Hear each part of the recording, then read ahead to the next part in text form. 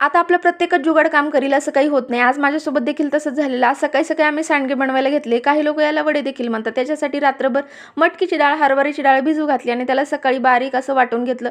अशी काहीतरी कन्सिस्टन्सी आपल्याला त्याची करायची असते. याच्यामध्ये कोथिंबीर, लसूण, जिरं याची पेस्ट टाकली. आता तुम्हाला हवे ते मसाले तुम्ही याच्यामध्ये टाकू शकता. धणे पावडर, लाल तिखट, हळद सगळं मिक्स करून घ्यायचं. आता मी ट्राय करत होते हे पायपिंग बॅगने करायचं, पण ते काही मला झालं नाही. म्हणून मी आणि सासूबाईंनी हे हातानेच घालायला सुरुवात केली.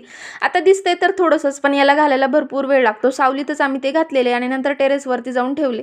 आता हे सगळं झालं. माझी रुटीनची कामं करायला मी चालू केली आणि संध्याकाळच्या वेळी आम्ही थोडंसं बाहेर गेलो. विशेष काही नाही, आम्हाला थोडीशी खरेदी करायची होती. आता खायचं प्यायचं सामानच आम्हाला घ्यायचं होतं, त्याच्यामुळे आम्ही गेलो डी-मार्टला.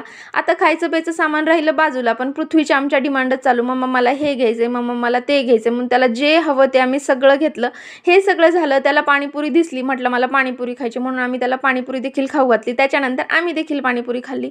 घरी आले, माझं थोडंसं काम बाकी होतं म्हणून ते करायला घेतलं. रात्रीचा स्वयंपाक केला आणि जेवण वगैरे झाल्यानंतर आम्ही अशी आईस्क्रीम खायला घेतली. आता उन्हाळ्यात आईस्क्रीम खायला खूप छान वाटते. तर तुम्हाला माझे व्हिडिओ कसे वाटतात कमेंट करून सांगा आणि असे छान छान व्हिडिओ बघायला चॅनलला सबस्क्राईब करा. चला भेटूया नेक्स्ट व्लॉगमध्ये. तोपर्यंत बाय.